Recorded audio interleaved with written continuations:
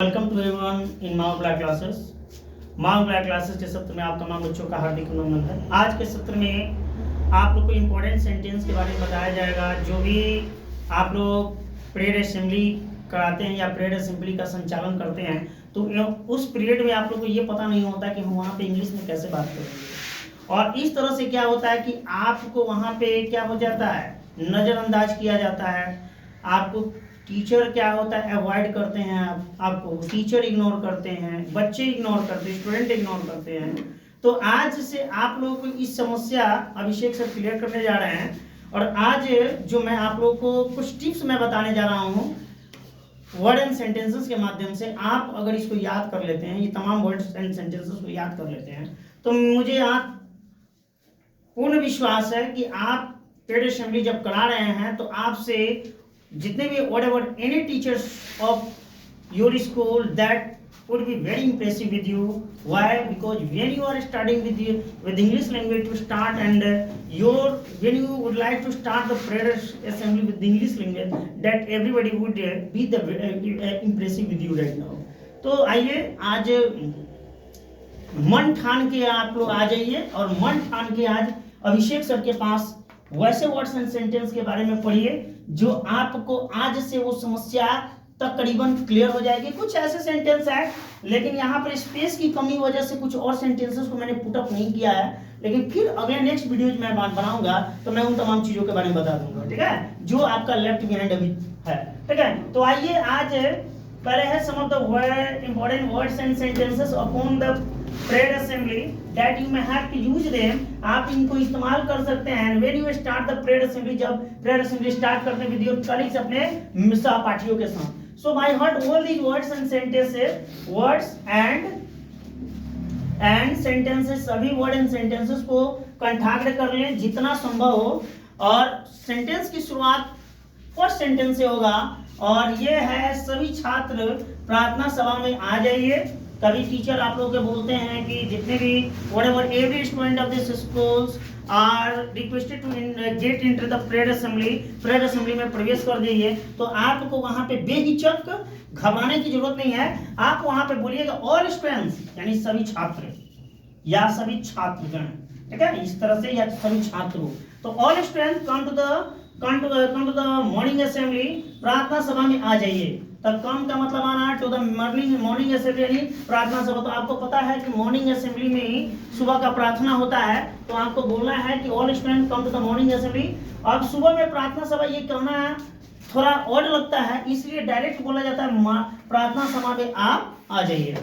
Second sentence में चलेंगे तो आज से पहला सेंटेंस में क्या है, all student come to the morning assembly, सभी छात्र से आग्रह है या सभी छात्रगण प्रार्थना सभा में आ जाइए, ठीक है। सेकेंड सेंटेंस में सीधी लाइन में खड़े हो जाइए। तब आपको टीचर बोलते हैं कि stand in a straight line, stand in a straight line. तो जब कोई आपको क्या कहना है, टीचर बोलते हैं कि सभी छात्रगण सीधे लाइन में खड़े हो जाइए, तो आपको ज्यादा कुछ करने की जरूरत नहीं है, stand in a straight line बोलना है, ठीक है। तो सीधे लाइन में खड़े हो जाइए, ठीक है। तीसरा सेंटेंस में आप लोग का यूटिलाइज कर सकते हैं, अपने हाथ पीछे रखिए। जैसे आप कहते हैं ना कि keep hand behind your back. जब आप प्रार्थना सभा में when you are in the morning assembly, that if any teacher said to you keep your hands behind your back, then you no hesitations, you silently keep your hands behind your back, and that would be the matter clear right now, ठीक है। शांति बनाए रखिए। कोई कहता है ना कि maintain piece, शांति बना के रखिए। या कोई कहता है friend of silence, friend of silence, friend of silence. This is very important word. So today new standard word in English language. You can't know that, but when you watch the commentary of Indian teams and other teams in cricket match, that this sentence is used on that cricket match. ठीक है? The commentator tells you that when any batsman would be out, that commentator said to you, "Pent of silence stadiums at this time.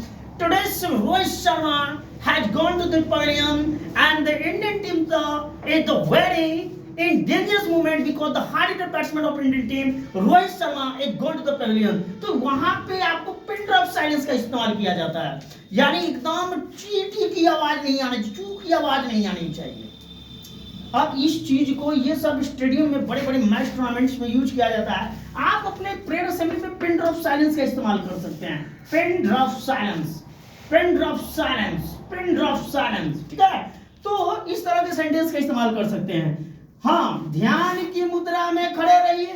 कोई कहता है कि थोड़ा ध्यान बना के ध्यान की मुद्रा में खड़े रहिए, तो आपको वहां पे ज्यादा हसल और पैनिक होने की जरूरत नहीं है। आपको क्या करना है, stand in attention, stand in attention, please stand in attention, please stand in attention, please stand in attention। यानी इसका मतलब that means in हिंदी ध्यान की मुद्रा में खड़े रहिए। इस तरह के तमाम सेंटेंसेस का इस्तेमाल आप प्रेयर असेंबली में अपने छात्रों के साथ या अपने निजी शिक्षकों के बीच में आप बेहिचक तरीके से कुछ सोचे विचार किए बिना आप इन तमाम सेंटेंस का इस्तेमाल कर सकते हैं। अगला सेंटेंस में है आपका पेज में आएगा ध्यान की मुद्रा। प्रार्थना सभा शुरू करते हैं। Let's begin the prayer assembly. अब यहाँ पर थोड़ा असेंबली जोड़ लेंगे और बेटर हो जाएगा। Let's begin the prayer assembly. प्रार्थना शुरू करते हैं, प्रार्थना सभा हो जाएगा। जब असेंबली ऐड अप करते हैं तो सभा हो गया। केवल प्रार्थना बोलते हैं लेट्स बिगिन द प्रेयर, लेकिन आप बोलेंगे कि प्रार्थना सभा शुरू करते हैं let's begin the prayer assembly बोल देंगे, ठीक है।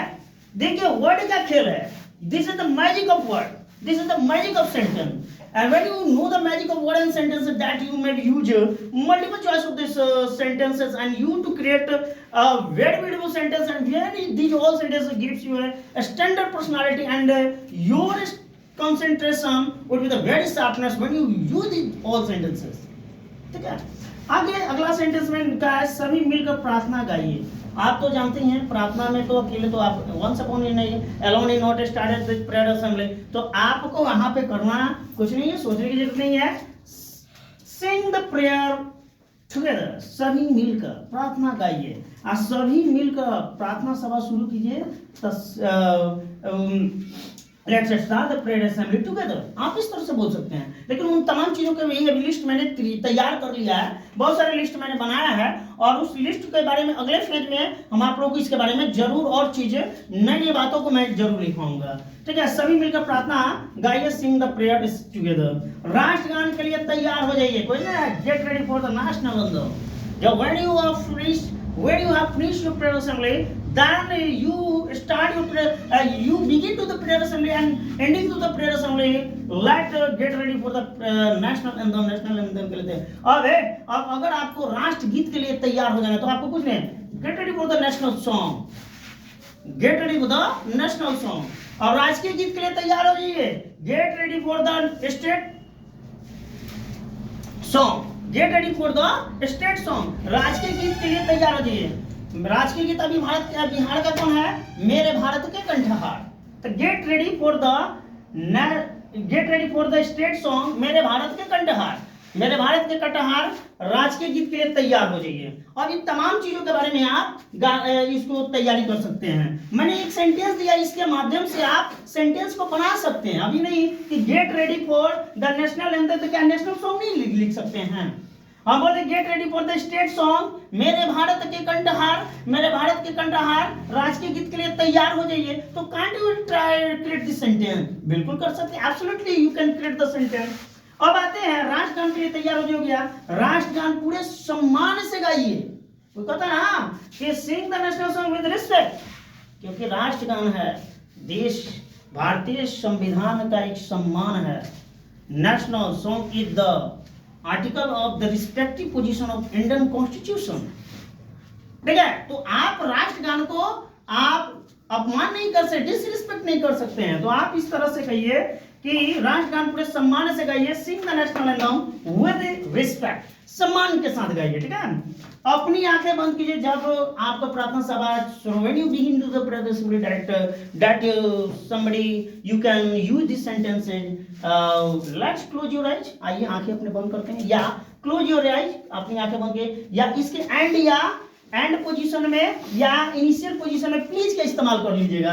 Please close your eyes, please please कीजिएगा तो थोड़ा और सम्मान मिल जाएगा। प्लीज का यूज किया जाए तो किसी भी सेंटेंस का, इंपरेटिव सेंटेंस में हो तो please and kindly use, don't forget to use.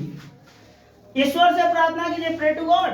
कोई कहता है भगवान से प्रार्थना कीजिए, prayer assembly would be the finished very well right now. तो these all sentences whatever have put on the board, these all very important. I think that Mr. that means Abhishek sir, you all have to be remembered, and these all sentences would be listened by Abhishek sir on tomorrow page.